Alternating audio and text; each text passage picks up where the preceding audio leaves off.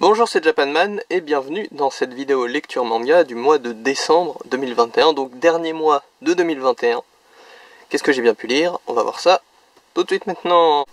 Alors du coup, le premier manga de cette vidéo ce sera Dragon Ball, forcément, édition double.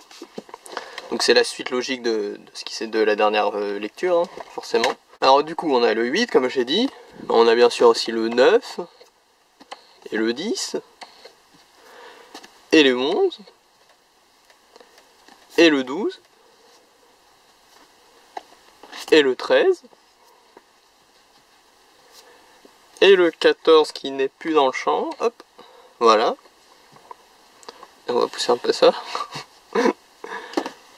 Et le 15, et le 16, et le 17, et le 18, et le 19, et le 20, et le 21. Voilà, donc on a tout Dragon Ball, en comptant ceux que j'ai lus le mois dernier. Hein. Donc j'ai lu tout Dragon Ball en gros à la suite. Donc en gros j'ai eu l'expérience complète de Dragon Ball quoi, d'une traite pratiquement. Bon, quand je dis d'une traite, c'est pas tout lu la même soirée, hein, c'est au fur et à mesure, mais vous voyez quoi, tous les jours, hein, un tome, et puis voilà. Donc du coup, j'ai sûrement plein de choses à vous en dire, hein, et forcément, oui, j'ai plein de choses à vous en dire, parce que je vous avais déjà parlé dans la vidéo du mois dernier de mon rapport un peu à Dragon Ball, et particulièrement à Dragon Ball Z, et là justement, à peu près au tome 8, peut-être au 9, je sais plus, enfin quelque part au début de cela quoi, on entre justement dans la partie Z, donc la partie dont je connaissais déjà le scénario, je savais déjà ce qui se passait, je connaissais tout là normalement, mais faut quand même compter sur le fait que je connaissais tout il y a presque 10 ans, parce que, un peu moins à mon avis, parce qu'il y a eu des rediffusions et tout, mais ça faisait très longtemps que je n'avais pas revu Dragon Ball Z sérieusement on va dire. J'avais au fur et à mesure des années, ça m'arrivait à un moment ou un autre de tomber sur un épisode ou deux qui passait à la télé et de regarder un morceau vite fait ou quoi que ce soit, mais jamais je me suis posé, j'ai dit allez je me regarde tout Dragon Ball Z. Alors épisode 1, épisode 2, épisode 3, non, ça m'est jamais arrivé. Donc, même si Dragon Ball c'est suffisamment connu pour que ma mémoire soit toujours un peu rafraîchie, vous voyez, je risque pas d'oublier que le méchant que le méchant du dernier arc c'est Boo quoi par exemple, parce que bah Dragon Ball c'est une de ces séries tellement populaires que de nos jours tu la vois partout, surtout depuis qu'il y a eu Dragon Ball Super, ça a bien fait revivre un peu tout le marketing autour, mais voilà quoi, tu peux pas oublier Dragon Ball dans la société actuelle, donc voilà, j'étais dans cet état un peu entre deux, où c'était pour moi un de mes animés préférés, classiques, que j'aimais beaucoup, qui m'avait marqué, Dragon Ball Z, et où dans le même temps, concrètement, même si j'y étais beaucoup exposé, concrètement, j'avais jamais réexpérimenté le truc de manière poussée. Donc là, c'était une très bonne idée de pouvoir relire tout ça. Et franchement ça a plutôt, parce que du coup mon appréciation était basée sur beaucoup de souvenirs, et les souvenirs forcément c'est pas toujours les plus précis, en plus moi c'est des souvenirs de l'animé, donc c'est pas exactement la même chose que le manga, là c'est bien j'ai pu expérimenter les deux médias, même si en l'occurrence du coup mes souvenirs de l'animé sont toujours flous techniquement, c'est cool, et j'ai pu revoir à la hausse plusieurs de mes appréciations vis-à-vis de Dragon Ball Z. De Dragon Ball de manière générale, mais de la partie Z en l'occurrence.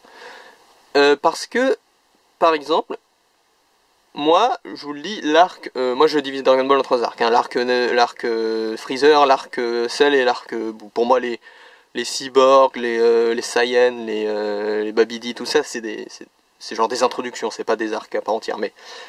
donc voilà, si je vous dis 3 arcs, vous comprenez. Vous comprendrez. Donc ouais, par exemple, moi l'arc Namek, l'arc Freezer quoi, vous comprenez duquel je parle, franchement c'était le moins intéressant des 3 dans ma tête, pour des raisons évidentes, hein, je veux dire, Dragon Ball, quand tu t'imagines Dragon Ball, tu t'imagines quoi? Tu t'imagines des transformations, des trucs comme ça, et à la fin de l'arc Freezer, il y a une transformation, enfin vous voyez, ça et d'autres choses, hein, les niveaux de puissance qui sont bien moindres, l'environnement peut-être qui manque un peu d'originalité, enfin non, il manque pas d'originalité au niveau de l'endroit vu que c'est dans l'espace et tout, mais au niveau du design je trouve. Parce que l'auteur fait bien, il y a eu un moment, il y a genre Gohan qui fait « Ah mais c'est bizarre, tiens, ça ressemble à l'endroit où je me suis entraîné avec Piccolo, ça doit être parce que c'est un Namek, du coup il avait fait exprès. » Ouais, en vrai, est-ce que c'était pas juste pour, pour refaire le même décor à peu près? Je sais pas. C'est peut-être vraiment une intention depuis le début, mais voilà. Donc, ouais, l'arc Namek, j'ai un peu revu là, enfin Namek et Saiyan et tout ce qui va autour à Freezer quoi. J'ai un peu revu à la hausse dans mon estime parce que j'ai trouvé ça vraiment intéressant en fait. Le moment notamment où il y a un peu ce jeu entre trois équipes, il y a Gohan, Krillin et Bulma, l'armée de Freezer et Vegeta en solo, qui s'entre-sabotent entre eux un petit peu pour essayer d'avoir les Dragon Ball. Et dans une situation où ils ont tous des avantages et des désavantages subtils sur les autres, avec l'armée de Freezer qui peut plus détecter les puissances parce que tous leurs détecteurs ont été détruits, mais qui sont super balèzes et qui sont les plus forts de la partie quoi. De l'autre côté t'as Vegeta qui lui a appris à sentir les puissances et une menace quand même parce qu'il est balèze, mais est quand même en sous-nombre par rapport à l'armée de Freezer et peut pas détecter les Dragon Ball. Et le troisième côté, donc les héros quoi, qui eux peuvent détecter les Dragon Ball et les puissances, mais sont clairement les plus faibles du lot. Et donc t'as cette espèce de jeu qui se passe entre les trois factions, et j'ai trouvé ça sacrément bien pensé sur pas mal d'aspects. Il y a même un moment où Vegeta il pense à prendre des Dragon Ball avec lui au cas où il se passe un truc qui se passera pas, hein, c'est genre juste il anticipe un coup fourré qui pourrait se passer, et je me souviens quand il a fait ça, j'étais en mode oh, j'y avais pas pensé moi. Donc j'aime bien ce petit jeu de stratégie, ce petit jeu de dupe, ce petit... franchement c'était une super bonne surprise, et tous les arcs sont bien en fait dans Dragon Ball, et je trouvais pas qu'il était nul du coup l'arc Namek, Freezer, tout ça, mais voilà, vous voyez quoi, dans mon estime c'était un peu l'arc le plus basique, et en fait quand tu t'y plonges un petit peu, voilà. Puis puisqu'on est sur on est dans la lancée, je vais vous dire plein de trucs que j'aime bien sur Dragon Ball, plein de trucs que j'ai remarqué. J'aime beaucoup le fait que vous voyez ce truc de j'affronte Jean-René, le méchant adversaire, il se fait battre. En se faisant battre, il réalise que en fait c'était méchant ce qu'il faisait depuis le début. Et l'arc d'après, quand il faut affronter les trois grands méchants suprêmes, et ben Jean-René, j'ai déjà oublié son nom, je crois qu'il s'appelait pas comme ça. Et ben il te rejoint. Et ça devient plus ou moins un allié, et puis au fur et à mesure, voilà, ça devient un vrai allié au fur et à mesure des arcs. Vous voyez ce truc un peu à la Gadji, Gadji Jubian en Fairy Tail, ce genre de truc. Et ben Dragon Ball, je pense que c'est un des... Quand on parle de ce genre de truc, je pense que Dragon Ball c'est un des premiers exemples qui vient en tête de trucs où les méchants deviennent gentils. Parce que si tu regardes la bande de Goku, franchement Goku, tous ses potes, ils ont essayé de le tuer presque. Hein. En vrai, je veux dire, dans ses potes proches, sa bande de combattants, quoi, à part peut-être Krillin, et encore Krillin c'était quand même une sorte d'ennemi, dans le sens où au tout début il était un peu mesquin, il essayait de lui jouer des tours quoi. Il n'y a pas un seul de ses potes à Goku qui était gentil avec lui dès le début. Et même Bulma elle a essayé de lui tirer dessus dès qu'ils se sont rencontrés quoi. Et donc voilà, donc Dragon Ball c'est un des premiers exemples auxquels on pense quand on pense à ce genre de truc du méchant qui devient gentil. Mais dans Dragon Ball j'ai trouvé ça étonnamment subtil en fait. Parce que, vous voyez, en fait les méchants ils deviennent pas gentils.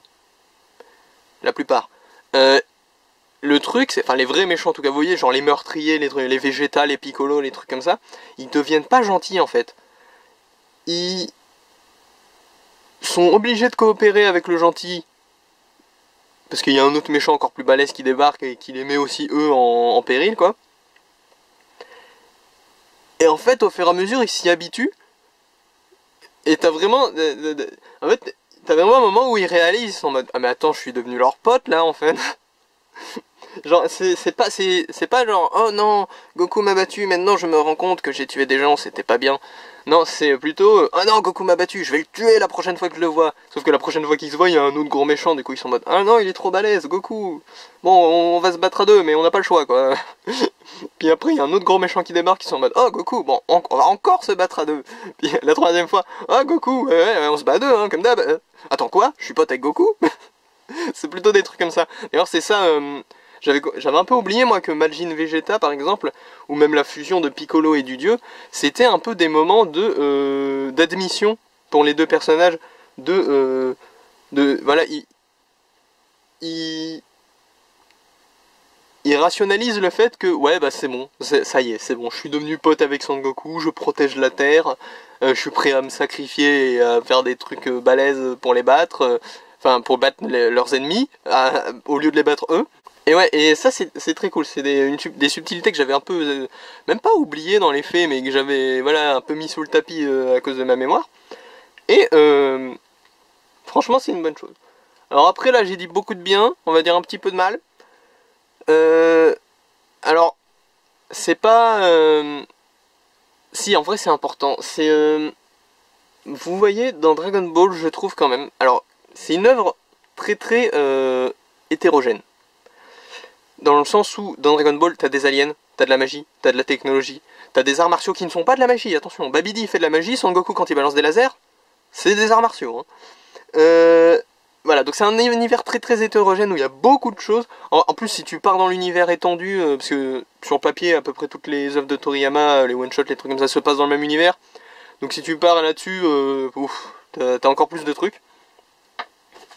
D'ailleurs, je sais pas, en vrai, faudrait que si un jour je les lis tous, je vous le dirai, mais je sais pas si toutes les œuvres de Toriyama qui sont censées se passer dans le même monde sont vraiment cohérentes entre elles. Vous voyez ce que je veux dire?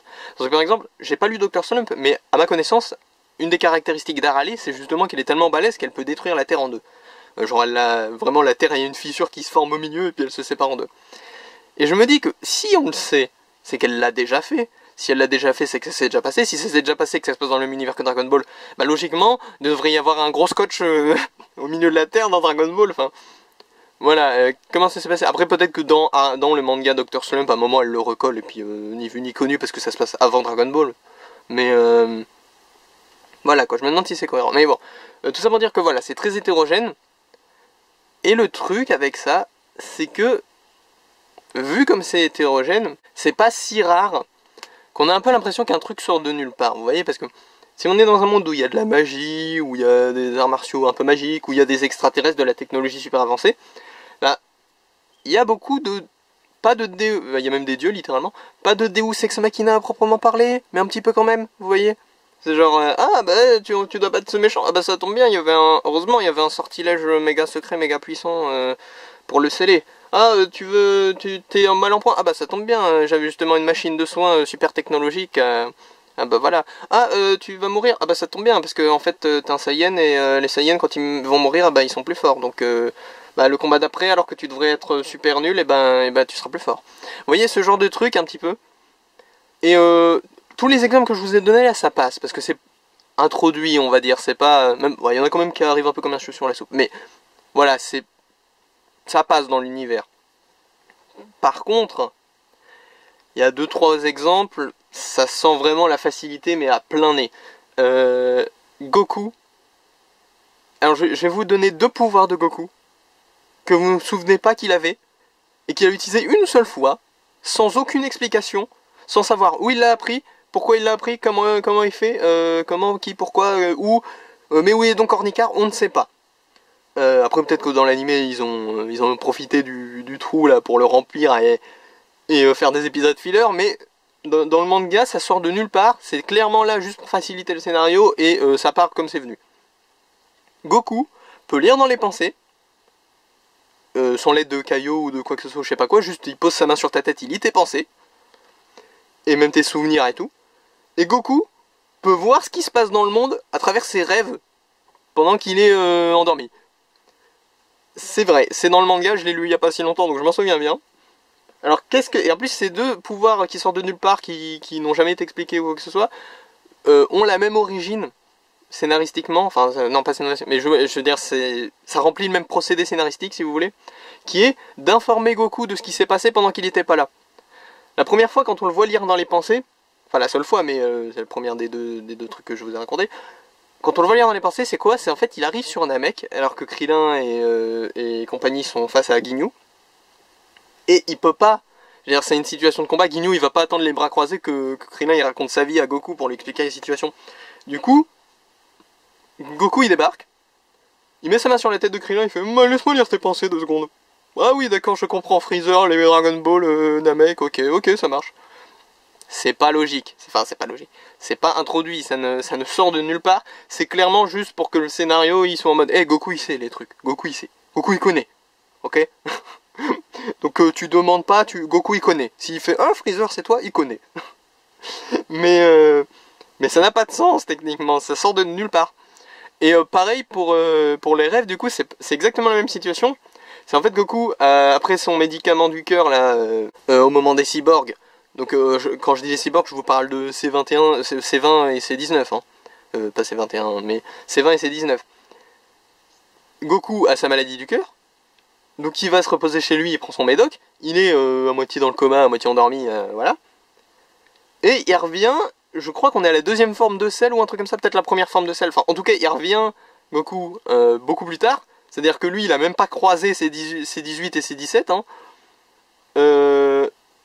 Et donc quand il revient, il est en mode oh c'est bon tranquille j'ai tout vu dans les rêves. J'ai vu ce qui se passait dans mes rêves, pas besoin d'expliquer, c'est bon, je sais, je connais Vegeta, je connais. Et voilà quoi, c'est un petit peu, même beaucoup, c'est ce genre de facilité. Si c'était, en vrai, si c'était pas Dragon Ball, je connais des gens qui seraient pas, enfin je connais pas personnellement, mais vous voyez, il y a plein de gens sur internet qui sont en mode oh, Dragon Ball c'est une œuvre tellement bien écrite, tellement.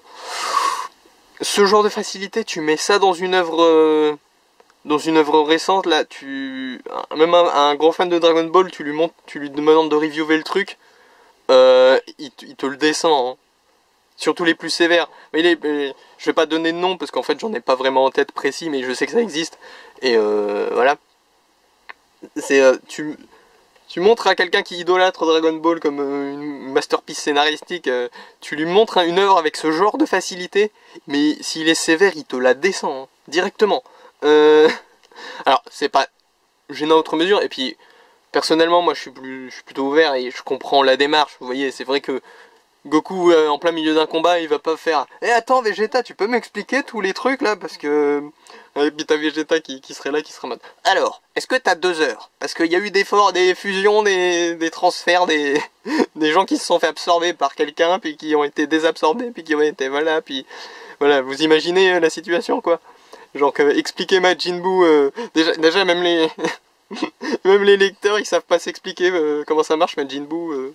D'ailleurs, Majin Buu...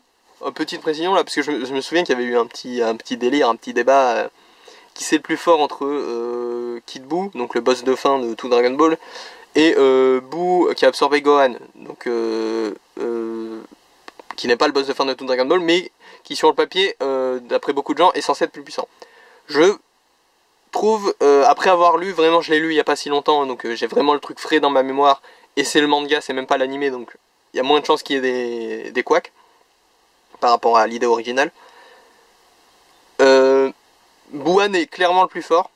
Vraiment ça se voit parce qu'en fait Goku il est en train de vraiment... Il envisage de fusionner avec Satan tellement c'est désespéré face à Buan.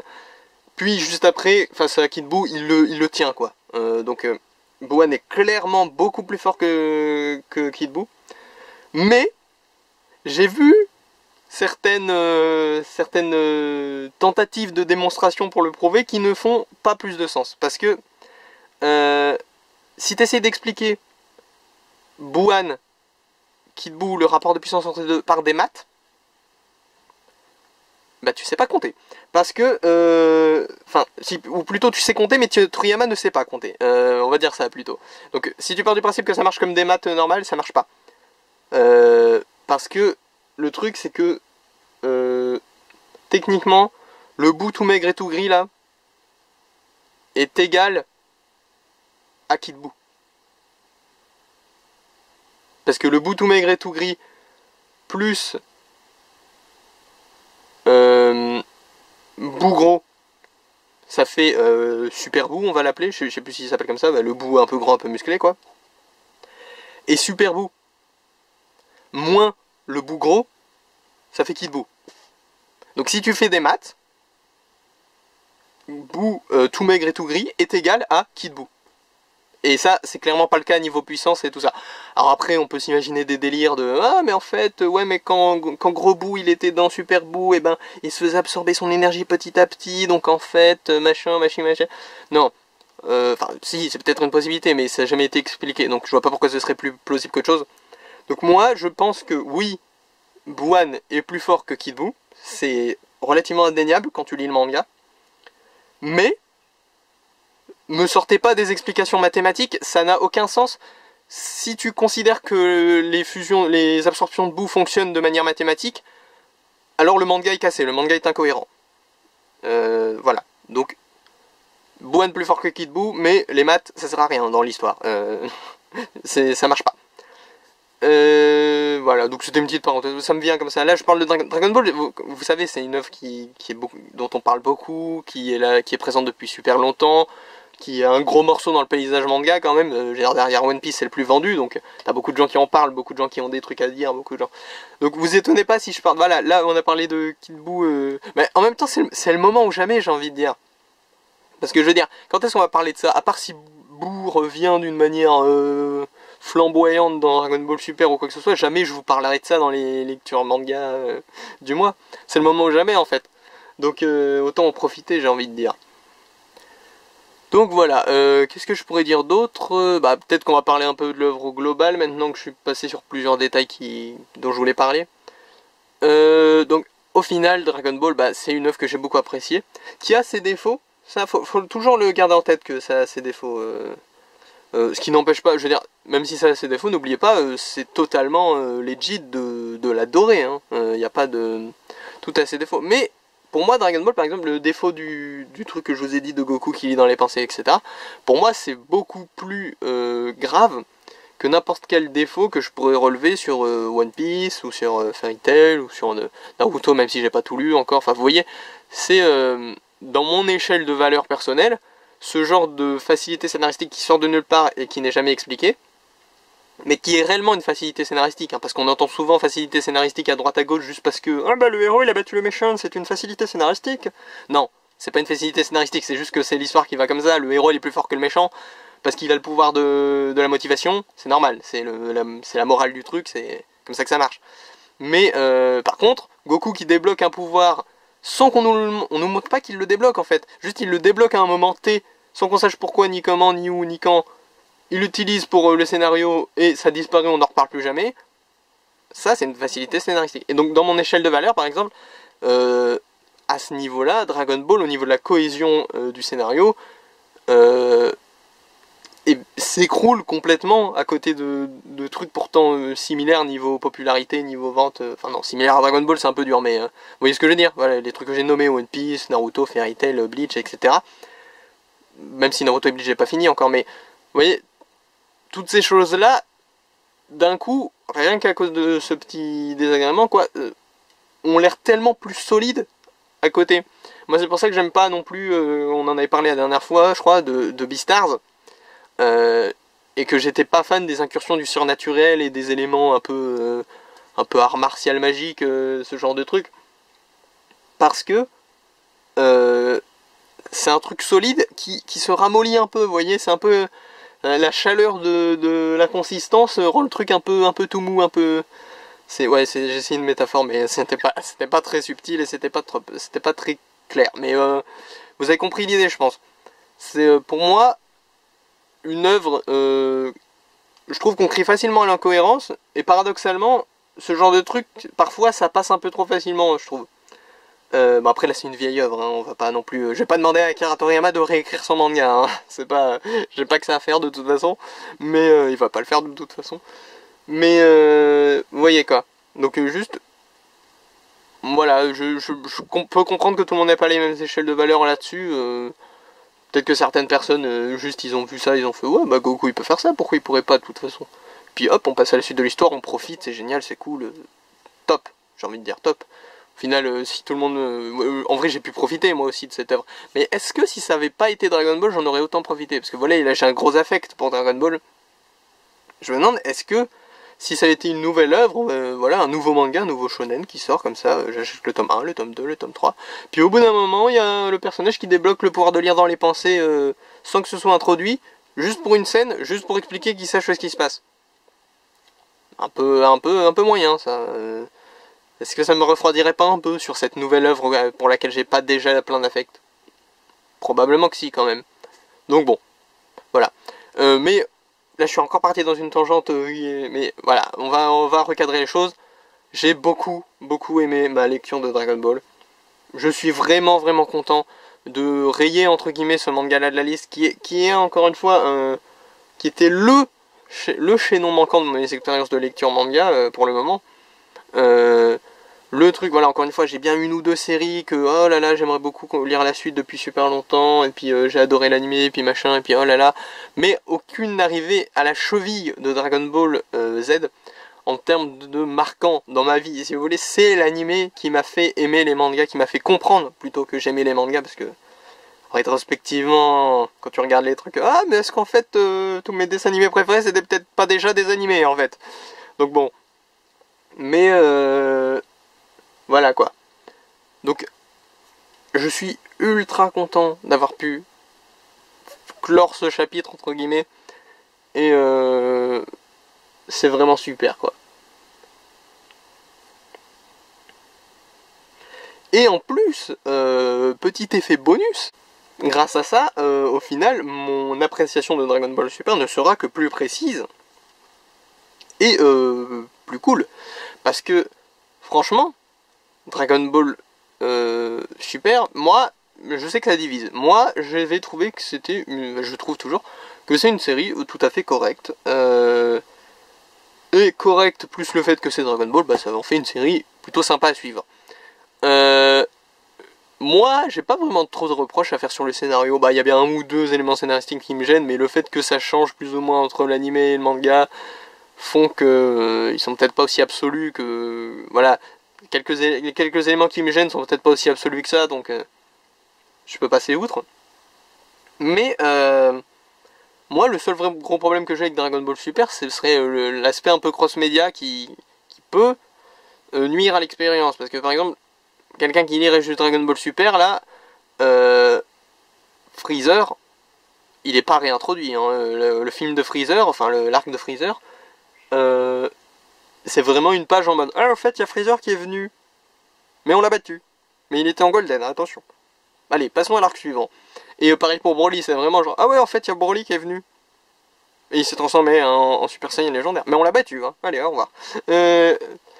Et en vrai, c'est quand même nuisible pour l'expérience, hein, pour quelqu'un qui lirait juste le manga. Parce que,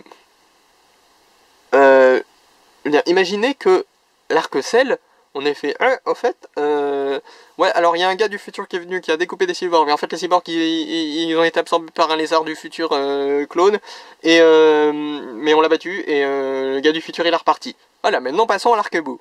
Ah oui, en fait, Son Goku est mort. Vous imaginez qu'il se soit passé un truc comme ça? Mais surtout, c'est gênant, parce que si Freezer, il était venu dans son arc, il s'était fait battre, et il était reparti chez son père, enfin, c'est son père qui est mort. Mais, ok. D'accord, on n'a pas l'arc dans le manga, ok, bon, tant pis pour les gens qui lisent le manga. Mais là, Freezer, il revient dans les arcs d'après, il revient dans le tournoi du pouvoir et tout. Donc, franchement, le gars qui lit juste le manga, il doit être en mode... Ah d'accord. Ah d'accord, donc Freezer, ok. D'accord. Pourquoi pas. Puis pareil, si Broly revient dans les arcs d'après, bon, je veux pas voir la tête des gens qui n'ont pas vu le film, hein. Attends, Broly? Ah ouais, c'est vrai, il était censé être venu entre deux arcs, mais c'était bizarre ce truc. Pourquoi ils ont pas expliqué ce qui se passait? Donc voilà. C'est le seul grand reproche qu'on aurait à faire à Dragon Ball Super. Mais du coup, moi qui j'ai pas vu le film Freezer, mais bon, ça c'est... je sais ce qui s'y passe, quoi. Et j'ai vu le film Broly, donc moi, ça passe, quoi. Mais c'est le gros problème que j'aurai avec Dragon Ball Super. Ce qui fait que, vu que je trouve que c'est une suite plutôt légitime, on va dire, je suis content de pouvoir en profiter d'autant plus maintenant que j'ai tout ce qui s'est passé avant plus ancré dans ma tête qu'avant. Donc voilà, je pourrais vraiment parler pendant 1 heure sur Dragon Ball. Alors j'ai peut-être fait, je pense pas. Non, je pense pas. Mais franchement, si je repars sur une tangente là sans faire attention, je pourrais. Donc on va éviter de, on va éviter de trop s'épandre. Mais voilà, donc vous avez compris, Dragon Ball c'est très bien. Je voudrais revenir sur un truc vite fait et je vais en profiter. Alors je vais vous montrer les couvertures. Voilà, je vais en profiter pour faire ça de chaque tome. De cette édition, parce que c'est pas l'édition la plus répandue, il me semble. Enfin, je veux dire, si quelqu'un achète Dragon Ball, il va pas acheter celle-là, quoi. Surtout qu'elle est discontinuée maintenant, mais je préfère les éditions un peu plus standards ou un peu plus qualitatives. Mais je vais en profiter pour vous dire, en même temps que je vous montre les couvertures, qu'elles n'ont aucun sens. Parce que des fois, tu te retrouves avec des couvertures Goku enfant, alors qu'il est déjà sur Namek. Enfin, vous voyez le genre. Je vous ai déjà dit dans la vidéo du mois dernier que les couvertures n'étaient pas forcément toujours les plus pertinentes à choisir. Mais vous voyez, là c'est le tome 10. Le tome 10 c'est quoi? Goku contre Vegeta. Pourtant t'as Goku enfant sur une voiture. C'est pas très représentatif. Alors après, bon, est-ce que ça doit être représentatif? Je pense quand même, parce que quand tu regardes l'évolution des couvertures, il tend quand même à vieillir sur les couvertures.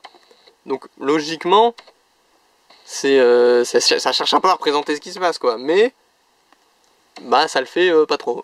Des fois voilà, tome 10, Goku il est adulte mais il combat Vegeta, mais sur la couverture il est au champ. Il est au champ. Il est enfant, pardon. Mais bon.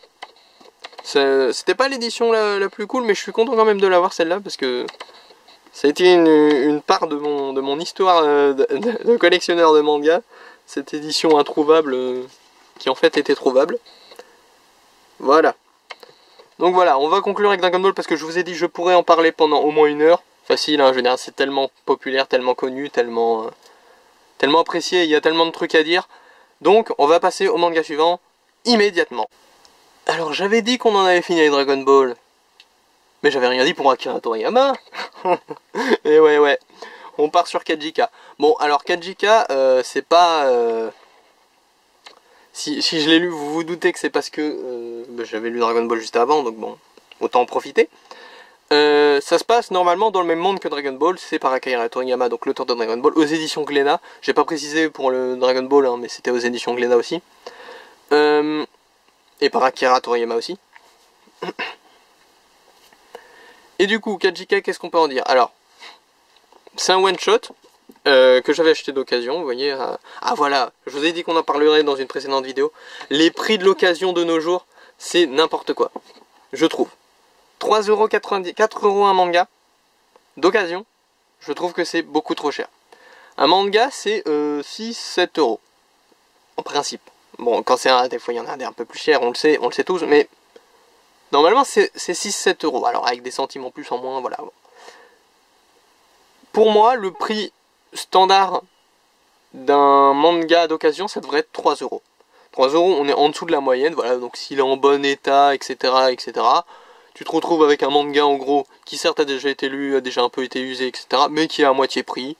C'est moins de moitié prix, un peu moins de moitié prix. C'est correct, c'est respectable. Je trouve que c'est le prix standard normal d'un manga d'occasion.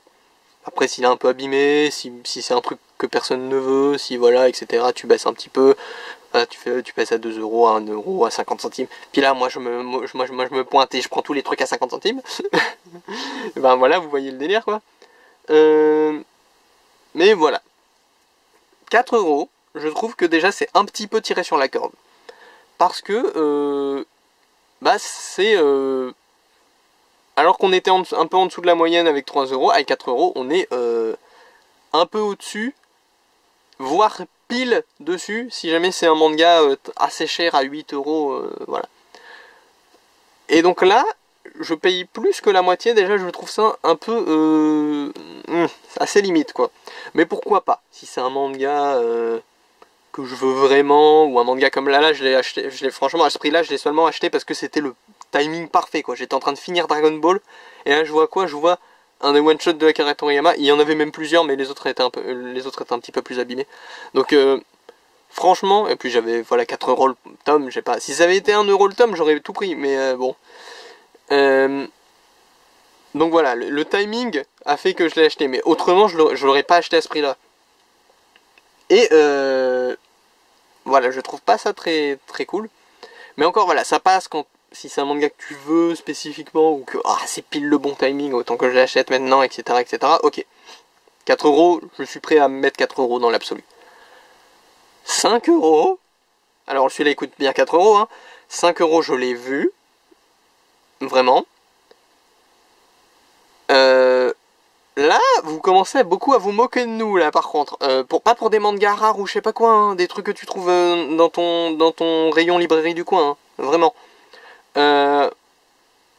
5 euros, même en état, bon état, ça reste de l'occasion. Je vais l'acheter dans une librairie si je le veux en bon état, au prix normal. 5 euros, c'est pas le prix normal, vous allez me dire, mais vous vous rendez compte quand même que, vous voyez, parfois, il y a ces espèces d'opérations découvertes, mais qui sont un peu décevantes par rapport aux opérations découvertes, tout à genre 2 tomes pour le prix d'un, etc., mais qui restent sympathiques, où le tome 1, au lieu de coûter 6 euros quelque chose, 7 euros, il coûte 5 euros quelque chose. Ça vous arrive de temps en temps. Je crois, notamment j'ai un souvenir en tête, je me souviens plus le nom, mais vous voyez le manga avec un type qui a une tête de revolver, ou un truc comme ça. Je crois que celui-là, par exemple, à une période, le tome 1 était à 5 quelque chose, avec l'étiquette de l'éditeur.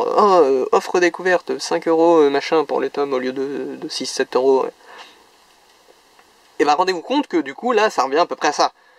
Vous achetez le truc en offre découverte 5 euros au lieu de 6-7 euros, si vous achetez un manga à 5 euros. Et franchement, c'est un tel niveau... Je me suis demandé quand même si c'était pas moi qui avait pas des souvenirs un peu tronqués et qu'en fait, non, ça a toujours été cher, les mangas d'occasion, etc. Parce que j'en achète depuis à peu près 10 ans, des mangas d'occasion. Et non, c'est vraiment pas moi, parce que j'ai eu l'exemple le plus parlant de l'univers. Je suis allé dans un magasin d'occasion. Ils avaient plein de mangas, d'assez récents en plus. Je me suis dit, oh cool, je vais peut-être en prendre un ou deux pour voir. Je regarde les prix, 5 euros. Bon, non, je les prends pas. Par contre, il y avait un des mangas qui coûtait genre 4-5 euros du coup. Et je descends à l'étage d'en dessous. Là, c'était les trucs qui venaient c'était clairement les nouveaux arrivages que quelqu'un venait de leur vendre. Ces mangas dont je vous parle parce que je les avais jamais vus ici alors que j'y vais de temps en temps. Et en plus, c'était clairement des trucs plutôt récents. Et du coup, je baisse le regard à l'étage d'en dessous. Je vois un des tomes qui était à 4-5 euros. Le même tome, vous voyez, c'est genre... c'était pas cette série-là, mais... je crois que ça s'appelait... Non, bah si, je vais vous dire la série. Je crois que c'était Lui ou Rien, il me semble. Et genre, le tome 4 de Lui ou Rien, il était dans ceux à 4-5 euros. Et le tome 4 de Lui ou Rien, à l'étage en dessous, qui est donc l'étage des vieux trucs, l'étage des trucs qui sont là depuis plus longtemps. Je me souviens, j'avais déjà vu cette série dans ce magasin. Et là, oh là là, il est à 3 euros. C'est bizarre ça. Peut-être même 2 euros, je sais plus. Je sais plus, c'était soit 2, soit 2,99. Hein. Vous voyez quoi? C'est-à-dire que le même tome, de la même série, alors dans un état un petit peu moins bien, mais franchement, connaissant les magasins d'occasion, c'est pas ça qui aurait fait baisser le prix. Hein. Plusieurs euros d'écart. Est-ce que ce serait pas un petit peu la preuve qu'il y a eu une augmentation à justifier, ça? Le même tome de la même série, plus cher, dans le même magasin. Parce qu'ils l'ont eu plus récemment, du coup ils se permettent des trucs. Moi je pense que la cause principale de ça, c'est le fait que le manga est de plus en plus acheté, qui dit plus d'acheteurs, qui dit plus de pigeons, et dit aussi plus de demandes, donc dans un sens c'est peut-être pas des pigeons, enfin ça dépend comment tu vois le truc. Mais en plus de ça, c'est parce que le manga qui devient de plus en plus populaire, c'est le cas depuis des années. Hein. C'est le cas depuis un peu plus de... Moi je l'ai constaté depuis un peu plus de 10 ans, et je pense que c'était déjà le cas avant. Mais, moi, selon moi, l'événement déclencheur, on va dire, l'événement qui a fait comprendre aux magasins d'occasion, rajoute 1 ou 2 euros sur le prix du manga, c'est le pass culture à mon avis. Je pense. Le fait que, quand tu dis à des enfants, enfin des enfants à des... non, c'est jusqu'à 18 ans, donc c'est des enfants. Quand tu dis à des enfants, tiens, 300 euros, achète ce que tu veux en livre, en film, en truc, en bidule, en machin, ils achètent 300 euros de manga, dans beaucoup de cas. Je pense que ça a fait comprendre, parce que ça a été assez médiatisé ça en plus, je pense que ça a fait comprendre aux magasins d'occasion que, monte un peu le prix là, monte un peu le prix. ils vont payer, t'en fais pas. Donc voilà. Moi je trouve ça assez scandaleux. Encore une fois, le 4 euros je peux comprendre, ça passe. Je veux dire, franchement, bon, c'est pas le manga le plus rare de l'univers, et voilà. Mais je peux comprendre qu'il y ait un gars qui soit capable de mettre 4 € dedans. En l'occurrence moi. Mais 5 € pour des mangas en plus que tu trouves vraiment dans les... C'est pas le genre de truc... Tu vois, 5 € un tome de School Rumble par exemple, je pourrais comprendre, je me dire, oh là là, ce tome de School Rumble c'est plus imprimé. Je crois que c'est plus imprimé, hein, School Rumble. Bah, j'espère que c'est plus imprimé, parce que sinon, qu'est-ce que je fais là? Je vais tout de suite acheter tous les tomes qu'il me faut. Mais là, un tome de School Rumble, je peux comprendre.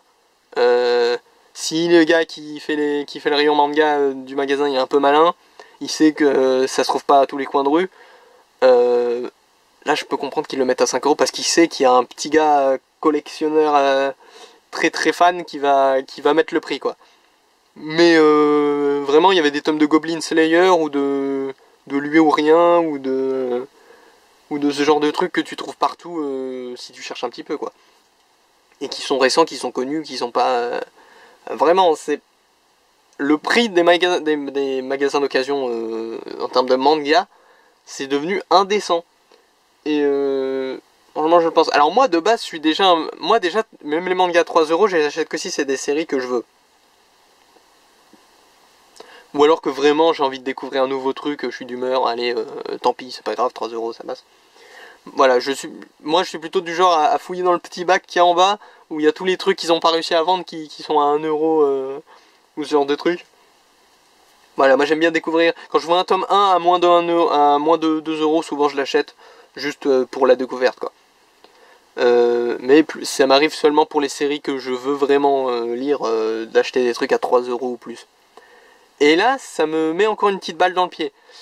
Ce qui est pas top, quoi. Moi voilà, je suis un gros client des magasins d'occasion, pourtant, d'habitude. Même si je vous ai dit ces dernières années, j'avais plus tendance à m'acheter des trucs en vrac à 1,50 €, mais c'est toujours ça de prix, j'ai envie de dire. Et là, je suis vraiment déçu, en fait, par tous ces magasins. Donc bon, voilà. Donc la parenthèse sur les magasins d'occasion est fermée.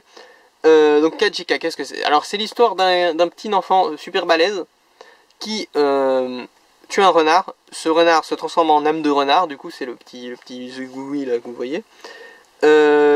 Lui lance une malédiction qui le rend à moitié renard et qui baisse sa force. Pour retrouver sa force et son apparence, il doit sauver la vie d'une centaine d'animaux, je crois. Et à ça se rajoute toute une aventure pour sauver le dernier dragon. Donc voilà, c'est ça l'histoire. C'est un gars à moitié renard avec une arme de renard qui le suit, qui doit sauver 100 animaux et sauver le dernier dragon. Il sauve pas le dernier dragon pour ça rajouter à son compte d'animaux, hein. Il a presque fini le compte d'animaux. Il sauve le dernier dragon parce qu'il est sympa. Ça c'est cool. Donc Kajika, c'était une petite histoire plutôt sympa. Je peux voir ça tout à fait se passer dans l'univers de Dragon Ball, dans les faits. Donc, bah voilà, rien à redire, franchement. Petite histoire sympa. C'est typiquement le genre de truc, c'est une petite histoire sympa, et si t'es fan de Dragon Ball ou de quoi que ce soit, ça peut passer assez facilement en vraie bonne histoire qui vaut le coup. Donc, je vous invite à tenter le coup, hein, si vous voulez lire Kajika. J'espère pour vous que vous le paierez pas plus de 4 € si vous l'achetez d'occasion, hein. Voilà. Et franchement, j'ai pas énormément de choses à dire. C'est du Toriyama niveau dessin, hein, vous connaissez. Franchement, c'est cool. D'ailleurs, là, j'avais fait exprès en plus de me rapprocher plus des Dragon Ball Super. D'habitude, on est plus de ce côté-là de l'étagère. Mais en vrai, je me rends compte que les trucs de l'univers étendu, alors ça pourrait... Faudrait pas que ce soit des personnages trop importants dans l'histoire, parce que sinon ça pourrait rendre confus les gens qui connaissent pas les histoires en question. Mais genre j'aimerais bien que Kajika il débarque dans le enfin là c'est pas le dernier tome, il est en dessous le dernier tome, mais j'aimerais bien que Kajika il débarque dans Dragon Ball Super pour faire un petit caméo, juste pour faire un petit truc vite fait, vous voyez, genre ah Goku il cherche une Dragon Ball pour X ou Y raison, puis hop il arrive à un endroit où il a détecté la Dragon Ball, il fait ah mais t'es qui toi? Ah, bah, moi je m'appelle Kajika, bonjour, j'ai trouvé cette bouboule. Ah, donne-la moi s'il te plaît. Ok. Puis il lui donne la bouboule. Vous voyez, juste un petit caméo comme ça. Ça pourrait être très cool. Petite référence comme ça, vu que c'est censé se passer dans le même univers. Donc bon voilà. J'en j'envisage sérieusement de lire les autres histoires courtes, du coup, vu que celle-là était très sympathique. Et bah voilà, on en a fini avec Akira Toriyama pour cette vidéo. Peut-être pas pour toujours. Bah non, déjà il y a Dragon Ball Super. Bah, techniquement Dragon Ball Super, il est moyen impliqué, mais... Voilà, je pense que Dr. Slump, Nekomajin, Sandland, je crois que ça s'appelle, et peut-être d'autres que j'ai pas en tête, je leur laisserai rentrer dans mes piles de lecture dès que j'en aurai l'occasion. Pas 4 €, j'espère, ou à plus, hein. Oulala. Alors, on enchaîne avec Interspecies Reviewers, tome 3, par Amahara pour le scénario et Masha pour le dessin, aux éditions Ototo. Interspecies Reviewer, bah c'est toujours très cool. Ce tome-ci, je l'avais acheté, je l'avais vu dans un magasin, mais il était tout tordu, tout plié, donc bah, je ne les avais pas achetés vu que tous les exemplaires étaient abîmés. Et je suis revenu, je l'ai trouvé nulle part d'autre, je suis revenu dans le même magasin, et il les avait, on va dire, réarrangés, enfin... C'est-à-dire que le truc avant il était un peu tordu comme ça, mais là je l'ai regardé le tome, et il n'y avait pas de griffure, il n'y avait pas de truc, il n'y avait rien. Donc je me suis dit, je suis sûr que c'est le même qui était tout plié, mais ils ont réussi à le remettre bien, donc ok, je le prends. Donc Interspecies Reviewer, toujours très sympa, toujours assez frais, toujours assez amusant. Là, très cool, on entre dans l'inédit. Il y a déjà des trucs inédits dans ce tome, si je dis pas de bêtises, des trucs qui n'ont pas été adaptés dans l'animé. Je sais pas s'ils seront adaptés à l'avenir ou s'ils ont vraiment sauté, parce que je peux comprendre que certains trucs qu'ils aient sauté, c'est... voilà. Sachant que l'animé est un peu plus graphique que le manga, c'est vrai que certains trucs auraient peut-être été un peu bizarres à montrer. Donc voilà, rien de spécial à redire sur Interspecies Reviewer en particulier.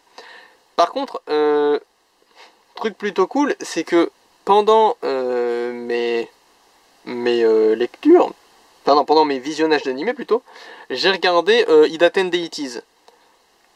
Et après avoir regardé, vu que j'avais trouvé ça super cool, je me suis renseigné sur le manga d'origine et l'auteur du manga d'origine. En l'occurrence, je sais plus si c'est l'auteur complet ou juste le scénario, mais c'est Amahara qui a participé à Idaten Deities. Il a fait le scénario, ça c'est sûr, après ce qu'il a fait le dessin, je sais plus. Et là du coup j'ai regardé ses œuvres, quoi, à Amahara. Il a fait Interspecies Reviewer, j'ai pas déjà raconté ça. J'aurais pas déjà raconté tout ça au niveau du tome 2. J'ai carrément le sentiment de vous avoir déjà raconté tout ça. Bon, en gros, pour faire court, il a fait ça, il a fait Interspecies Reviewer, Idaten Deities, et il a aussi fait... Chess City Reverse World, donc si jamais il y a Chess City Reverse World qui débarque dans les lectures, c'est normal. Voilà, c'est tout. Je l'ai fait en 4ème vitesse, parce que d'un coup j'ai eu le sentiment de l'avoir déjà raconté ce truc là. C'est vrai que le tome 2, c'était il y a 1 ou 2 mois seulement en termes de vidéos que je l'ai lu. Hein. Ils sortent vite les Interspecies Reviewer, et en plus, vu que c'est des trucs, comme je vous ai dit la dernière fois, ouais, je vous en ai parlé c'est sûr la dernière fois. Je vous ai dit la dernière fois que le tome 1, j'avais eu un peu de difficulté à le trouver, du coup dans le doute maintenant je les achète un par un parce que bon c'est pas le truc le plus pratique à chercher quoi. Tu le trouveras pas dans ton Auchan du coin quoi, Interspecies Reviewer, donc voilà. Je vais éviter de répéter trop des trucs que j'ai déjà dit, donc on va s'arrêter là sur cette parenthèse là. Qu'est-ce que je pourrais dire d'autre? Bah rien, si ce n'est que vu qu'on entre dans l'original, là je suis assez pressé de pouvoir voir cet original justement dans le manga et de pouvoir le lire. Surtout que comme je viens de dire, le rythme de parution est plutôt rapide, donc ça m'étonnerait pas qu'il y en ait un qui sorte en janvier ou en février déjà. Sachant que forcément au moment où je tourne cette vidéo on est début janvier. Donc ouais, pas mal du tout, Interspecies Reviewer. Je suis content que le manga ait sa propre patte au niveau du dessin et tout. C'est pas juste copier-coller de l'animé, ce qui est plutôt cool. Après vu que c'est pas un truc qui... Enfin si quand même, je suis vraiment curieux du prochain tome parce que c'est quand même un truc qui... tout l'intérêt d'Interspecies Reviewer, bon là c'est cool de le revivre de manière un peu mise en scène différente, mais c'est quand même la découverte des espèces et de comment ils ont géré le truc et tout. Franchement je trouve ça premier degré très intéressant moi, la manière dont ils imaginent les espèces et leurs particularités, qui sont pas des espèces qui sortent du lot, hein. Je veux dire centaure tout le monde connaît, mais on va dire que certains aspects de la vie d'un centaure n'ont pas été pensés dans beaucoup d'œuvres parce que ça n'a pas d'intérêt. Mais là, dans Intercepsis Reviewer, où le sujet en question est assez spécifique, là ça a un intérêt, et là c'est assez inventif, donc je trouve ça rigolo, moi. Donc voilà, on va pas s'attarder, parce que je risque encore de répéter des trucs, vu qu'apparemment c'est ce que je fais maintenant, je répète des trucs que j'ai déjà dit. Donc voilà, on va passer au manga suivant. Alors, dernier manga de cette vidéo, parce que oui, avec Dragon Ball, forcément, ça m'a pris beaucoup de temps, donc j'ai pas lu énormément de séries différentes. Alors pourquoi je cache, vite fait disclaimer, donc c'est Fairy Tail Unreal Quest, tome 8 et 9 par Pika Édition, aux éditions, bah je viens de le dire, par Hiro Mashima. Si jamais vous voulez pas vous faire spoiler le retour de certains personnages, sachez que c'est sur la couverture. Sur la couverture, là, il y a des personnages, tu t'attendais pas à ce qu'ils reviennent. Donc, si vous êtes... voilà, si vous voulez pas savoir, vous avez 3, 2, 1, j'enlève les mains. Voilà, donc il y a le retour des Edo versions des personnages. Donc ça, c'est très cool. Donc c'était très sympa à lire, Fairy Tail Unreal Quest. J'aime beaucoup... franchement, c'est le genre de suite qui fait plaisir, quoi. J'ai toujours des petits trucs à redire, mais... au global, ça fait tellement plaisir, quoi. De voir l'évolution de certains personnages et tout. Et notamment, par exemple, le retour des Edo versions, là, c'est trop cool. J'adore l'idée. Alors, je vais parler d'un truc. Alors là, il y a un nouvel arc qui s'enclenche et tout. Je vais pas rentrer dans les détails pour pas spoiler ou quoi que ce soit. Mais il y a un truc dont je voulais parler. Parce que il y a 2 itérations de ça qui apparaissent dans les tomes de Fairy Tail, Unreal Quest. Ah oui, j'ai pas dit, le dessin c'est par Atsuo Ueda, hein. J'ai juste mentionné Hiro Mashima, mais Atsuo Ueda bien sûr aussi, il dessine. Donc Fairy Tail Unreal Quest, il y a une question qui se posait, pour moi, c'est la question du ship Natsu-Lucy. Personnellement, je suis totalement, on va dire, contre ce ship. Mais pas contre l'idée, mais contre vraiment le ship. Le fait de les shipper, de penser qu'ils sont shippés de manière canon. Vous voyez ce que je veux dire? Moi, je trouve que dire que Lucy et Natsu il y a une tension romantique entre les deux ou quoi que ce soit, dans Fairy Tail tout court, je trouve que c'est clairement un truc de quelqu'un qui s'y connaît pas en Fairy Tail, enfin qui n'a pas été attentif à ce qui se passe dans Fairy Tail, vous voyez. Voilà, j'ai lu 3 tomes, c'est le héros et l'héroïne. Moi, lecteur lambda, je m'imagine bien naturellement, comme c'est souvent le cas, qu'ils vont finir ensemble à la fin. Voilà, et puis dans Fairy Tail 2, eh ben, ils auront des enfants, et ce sera fait... voilà, comme dans Boruto, quoi. Mais avec Fairy Tail. Mais non, c'est pas ça. Dans Fairy Tail tout court, il n'y a aucun moment qui laisse penser une romance entre Natsu et Lucy. Excepté un moment qui, il me semble, est un chapitre bonus en plus. Dans l'anime, ils en ont fait un épisode, mais je crois que dans le manga, c'est un chapitre bonus. Et en plus, la conclusion du chapitre bonus en question, je crois que j'ai déjà dit ça aussi, ça va être la journée des redites. En plus, la conclusion du chapitre en question, c'est justement que c'était ridicule de s'imaginer ça. Alors, c'était vers le début du manga, donc vous pourrez se dire que les choses ont évolué, c'est vrai. Mais voilà, quoi. Quand ta seule itération d'une tension romantique entre les deux, c'est que, bah non, c'était n'importe quoi, d'où il y aurait une tension romantique, bah voilà quoi, c'est quand même un assez gros signe que non, Natsu Lucy, c'est pas le cas. Et d'ailleurs, Fairy Tail normal me donne raison là-dessus, hein. Le fait est que, à la fin, il y a, attention spoiler si vous n'avez pas vu la fin de Fairy Tail, mais bon, je vous ai déjà dit, il y avait un spoiler là, donc bon, si vous n'avez pas quitté, vous êtes un peu bizarre sur ce qui vous spoil ou ce qui vous spoil pas. Le fait est qu'à la fin de Fairy Tail, il y a Ruby et Gajil. Rebi et Gajil. Il y a Jubia et Grey, pas totalement, mais tu sens que ça a évolué depuis le début. Et puis voilà quoi, donc il n'y a pas peur de mettre des couples à la fin de Fairy Tail. Pourtant, Natsu Lucy, même pas Hirogis quoi. Enfin, peut-être qu'Hirogis, mais vous voyez ce que je veux dire. Donc voilà, dans Fairy Tail classique, les 63 tomes, il n'y a pas de ship Natsu Lucy avéré. Ça c'est un délire de fans ou un truc de gens qui ont lu 3 tomes et qui s'imaginent que vu que c'est le héros et l'héroïne, forcément il y a une tension romantique. Mais ce n'est pas le cas. Et donc pourquoi je vous parle de ça? Parce que là on est sur la suite. Donc déjà quoi qu'il arrive dans cette suite, ce sera forcément moins solidement lié à l'œuvre de base que si ça avait été dans l'œuvre de base. Vous voyez ce que je veux dire? Si jamais demain, dans Fairy Tail Underwater Quest, il y a Natsu et Lisana qui se marient, et ben ce sera dans Fairy Tail Underwater Quest, ce sera pas dans Fairy Tail classique, ce sera toujours dans le petit add-on. Vous voyez, ce sera ça fera partie du DLC, mais pas du jeu principal. Vous voyez ce que je veux dire? C'est, il y a toujours ce côté, c'est pas le truc, voilà, le matériau de base, il est bloc, il est brut, tu ne peux plus le changer. Ça, c'est le petit bonus à côté. Donc, voilà, quoi qu'il se passe, ça changerait rien au fait que dans Fairy Tail standard, parce que là, forcément, plus ça va avancer Fairy Tail Underwater Quest, je sais pas jusqu'à quand ça va durer, mais plus il y aura allez, tiens, prends du vrai fanservice, hein, pas contrairement à ce qu'on reproche beaucoup à Fairy Tail, il n'y en a pas autant que ce qu'on dit du fanservice, surtout que c'est difficile de définir ce qui est fait pour faire plaisir aux fans ou pas. Vous voyez, du fanservice pure souche, du style, en vrai c'en est un peu, de faire revenir les Edo personnages alors que ça n'a pas vraiment d'utilité dans le scénario. Mais voilà, plus Fairy Tail Underwater Quest va avancer, plus ils seront prompts à faire vraiment des trucs pour faire purement plaisir aux fans, parce que c'est la suite. L'œuvre de base c'est bon, elle est figée dans le marbre. Maintenant c'est la suite que l'auteur ne fait même pas totalement lui-même, donc voilà, ça va être un peu plus déconnecté, un peu plus c'est bon, on peut se permettre des trucs juste pour faire vendre des mangas, sans que ça nuise forcément à l'histoire, hein, mais voilà, ça sera forcément plus permissif que la série de base.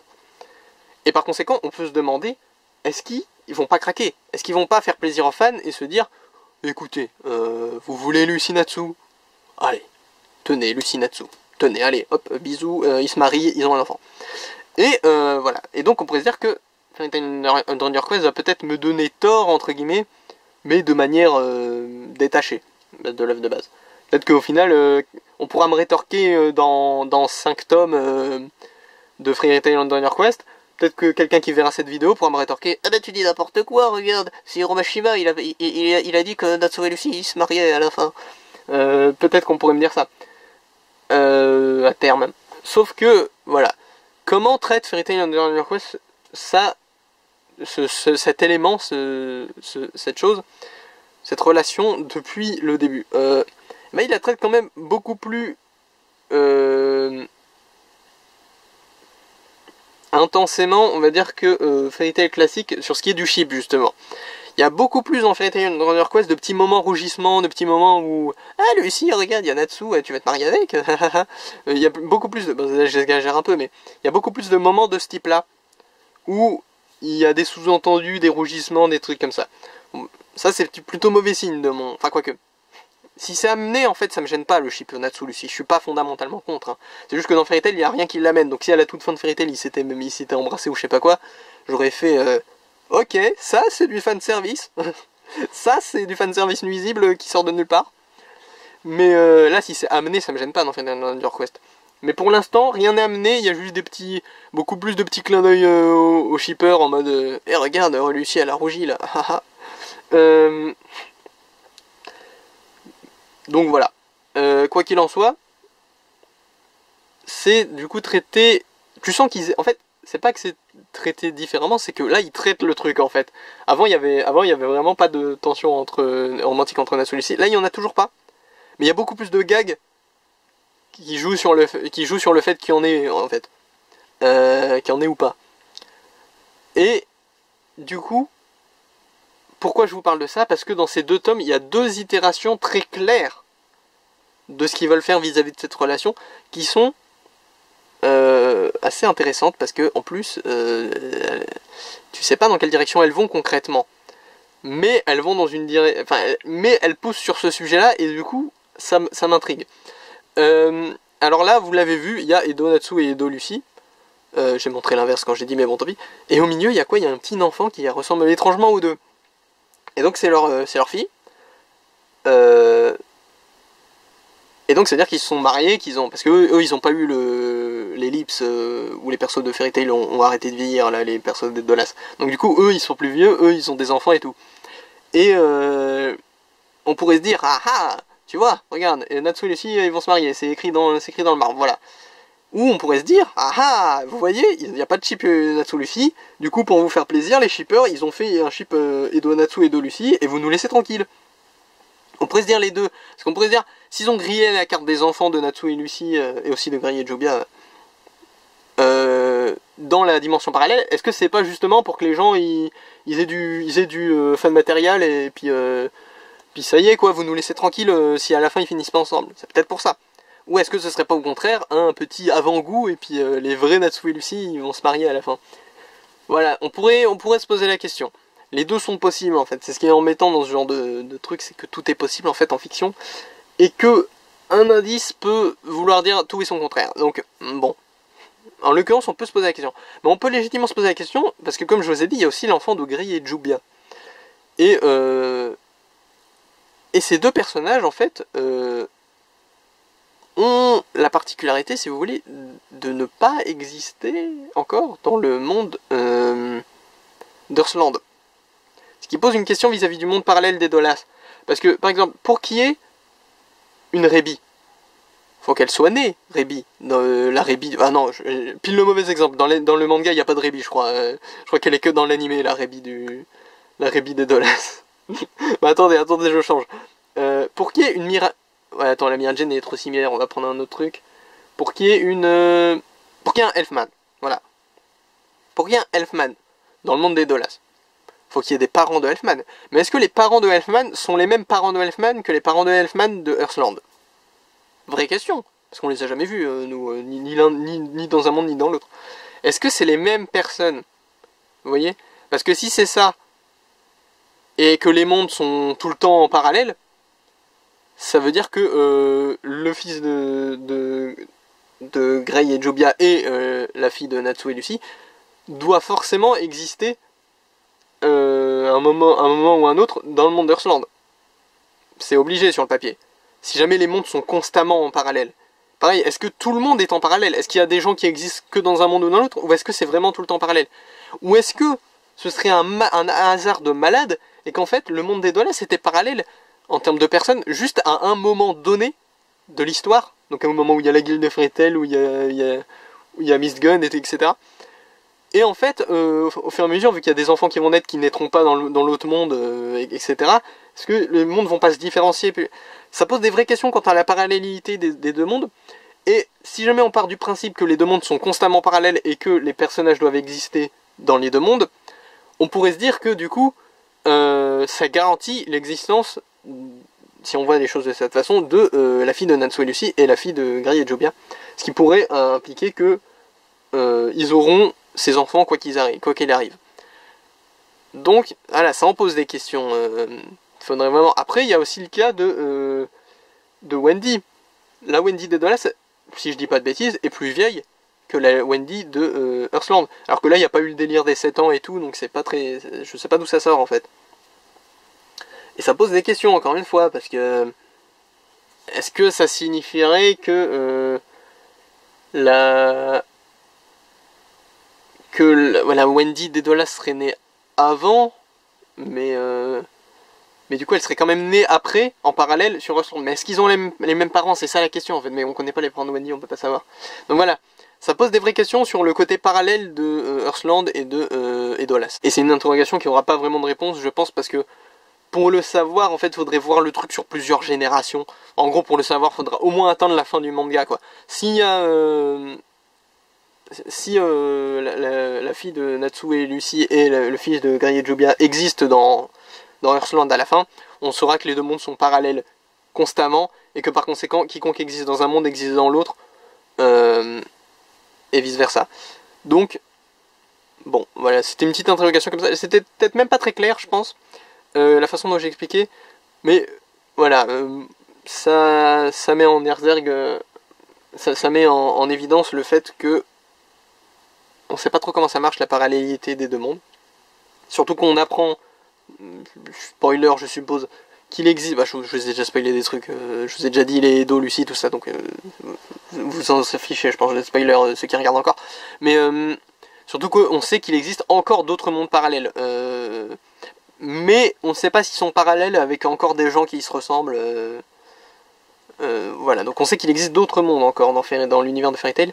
Ce qui pourrait, en partant du principe que Heroes n'est pas qu'un nom, et il ne l'est pas a priori, il n'y a pas de raison, ce qui pourrait rajouter ressusciter la théorie que tout le monde a eu un petit peu en tête, comme quoi Eden Zero serait un univers parallèle de Fairy Tail, hein. D'où les quelques designs qui se ressemblent beaucoup. En vrai, s'il y a un monde où il y a Erzak Nightwalker, pourquoi il n'y aurait pas un monde où il y a Erzi? Voilà, ça rajoute du grain à moudre à cette théorie que tout le monde a eu en tête à un moment donné, mais qu'on avait tous un peu abandonné quand Heroes a débarqué. Mashima Heroes, hein, je parle du crossover Rave Fairy Tail Eden Zero. Finalement, est-ce que ce serait pas faisable? Donc bon, on va pas rentrer là-dedans non plus, là je suis quand même en train de partir un peu loin. Donc voilà, donc j'ai parlé des Edo personnes et de ce que ça impliquait. Et l'autre élément qui pose des questions sur le ship Natsu Lucy, si dans Under Quest il compte le concrétiser ou pas, c'est une scène où un personnage utilise une magie de glace qui en gros crée des clones de glace de la personne que nos héros aiment le plus. Enfin, en gros la personne dont ils sont censés être amoureux plus ou moins. Donc t'as Grey, ça fait un clone de glace de Jubia. Bah, c'est logique. D'ailleurs, je parlais de ça me dérange pas qu'il y ait un chip Natsu Lucy officiel si c'est introduit.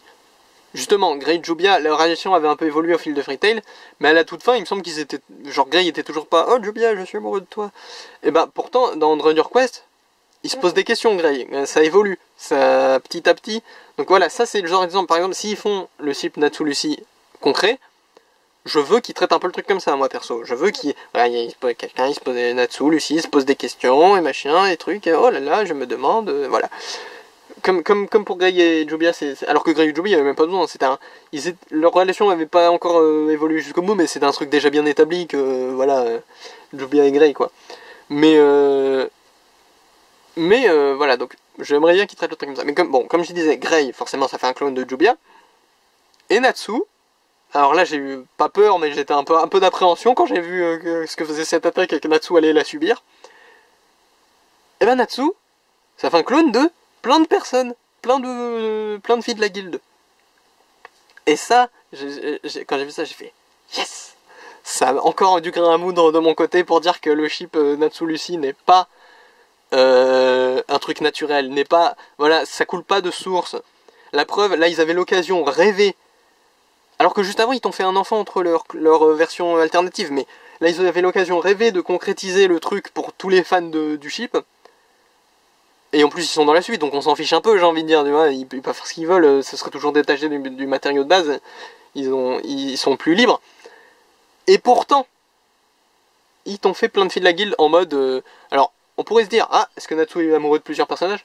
Alors, il y avait Lucy, il y avait Lisana, donc là vous dites peut-être, ah, il y avait Miragen, là vous dites, ah, il y avait Kana, vous dites, ah, et puis il y avait un autre perso, je crois.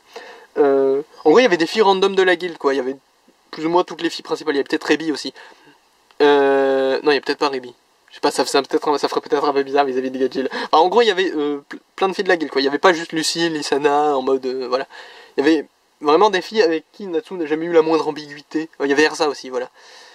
Donc, du coup, ça implique que, en gros, si c'est censé faire un clone de la fille que t'aimes le plus, et ben voilà, Natsu, en gros, il les aime comme sa famille, il les aime comme ses amis, sinon il n'y aurait pas Kana dans le lot, vous voyez. S'il y avait juste Lucie, Lisana, et peut-être Erza, à la limite, tu vois, là j'aurais pu me dire, ah, romance, mais non, là c'est vraiment, il les aime comme une famille, il les aime comme des amis, et donc voilà, il y a toutes les filles de qui il est plus proche qui sont apparues en clone. Et ça rajoute, voilà, encore une fois, c'était, s'il y avait eu un chip Natsu Lucy, ça aurait été, qui est contré, je veux dire, ça aurait été Lucy indéniablement qui serait apparue.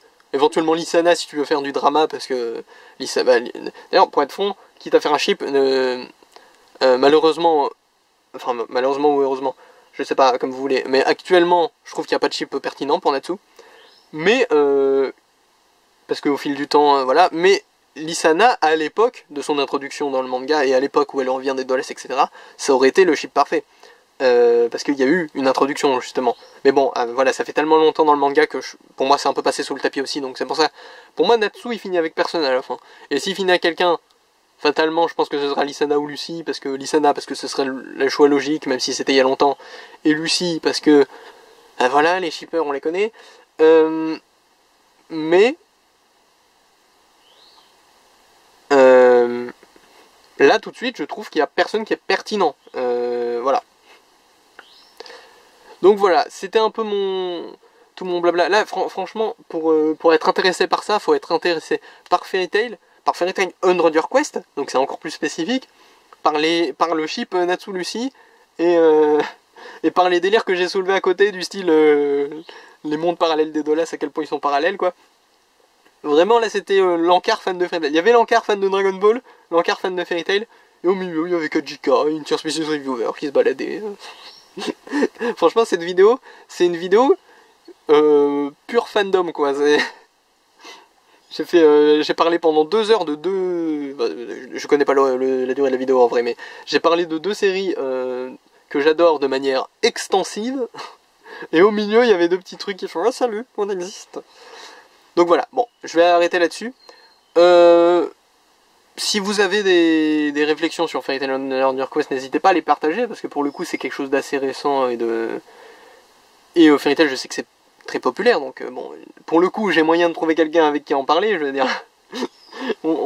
Vous avez pu constater le nombre incroyable de fois où je dis si vous voulez parler de ça ou de ça dans les commentaires, et puis personne n'en parle, parce que personne connaît, enfin personne qui a regardé la vidéo puis qui serait susceptible de commenter ne connaît et n'a envie d'en parler avec moi. C'est un peu plus spécifique, mais bon, voilà. Donc, quoi qu'il en soit, Fairy Tail Underwater Quest. Allez, on passe au coup de cœur du mois. Alors, vu la masse de manga qu'il y aura à déplacer, je me suis permis de vous montrer qu'un seul tome au hasard pour vous l'expliquer. Mais bien entendu, c'est Dragon Ball qui a gagné le coup de cœur du mois parce que bah, il a représenté le gros de mon mois et en plus, bah, voilà quoi, je vous ai déjà raconté à tort et à travers que c'était génial de pouvoir enfin lire tout Dragon Ball. Et bah voilà, il a largement mérité. Cela dit, pour être franc, là, en parlant de Fairy Tail de manière un peu passionnée là, vers la fin, là, tout à l'heure, sur le moment, au moment où j'ai dû choisir mon manga Normalement, il n'y avait pas de doute, hein, mais là, je me suis dit, ah, est-ce que je prendrais pas Fairy Tail quand même? mais non, c'est pas logique. Franchement, Dragon Ball. Ça m'a fait passer un moment excellent, un moment assez long de mon mois de décembre. Je valide 1000%. Mais est-ce que quelqu'un avait besoin de ma validation? J'ai pas l'impression. Donc voilà, Dragon Ball c'est terminé et c'était une petite aventure sympa quand même. Je suis assez content d'avoir fini avec cette série. Voilà, encore une fois c'est un peu ma baleine blanche, quoi. C'est un peu Moby Dick. C'est terminé. J'ai tellement parlé de Dragon Ball et de Fairy Tail dans cette vidéo que je vous avoue que je suis un peu vidé sur quoi vous dire de plus en fait. J'ai l'impression de me répéter éternellement. Vraiment très cool, très bonne lecture. Je vous dis à la lecture de janvier parce que ça m'a un peu vidé en fait de parler autant, de me laisser autant libre cours à mon blabla. Donc voilà, c'était Japanman, à plus.